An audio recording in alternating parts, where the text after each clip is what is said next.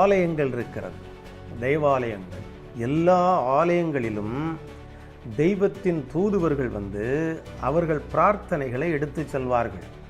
இந்த பிரார்த்தனைகளை எடுத்து செல்வதற்கு எந்த ஆலயங்களில் தேவதூதர்கள் வரவில்லையோ அந்த ஆலயங்கள் தெய்வ யந்திரங்களாக மட்டுமே மாறியிருக்கும். அவைகள் ஒரு யந்திரங்கள் தானே தவிர கடவுளின் நேர் கட்டுப்பாட்டில் இருக்காது. அது இந்து ஆலயங்களானாலும் சரி, அது கிறிஸ்தவ ஆலயங்களானாலும் சரி, அது யூத ஆலயங்களானாலும் சரி, மற்றுமுள்ள இஸ்லாமிய ஆலயங்களானாலும் சரி, எந்த ஆலயங்களானாலும் அந்த பிரார்த்தனைகளை எடுத்து செல்வதற்கு தூதர்கள் வருவார்கள்.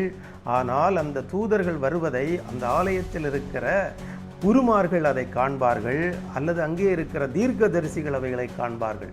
அவர்கள் கண்ணுக்கு அவர்கள் ஒரு அடையாளத்தை இட்டு செல்லாமல் இருந்தால் அவர்கள் வரவில்லை என்பது இந்த குருமார்களுக்கும் இந்த தீர்க்கதரிசிகளுக்கெல்லாம் தெரியும்.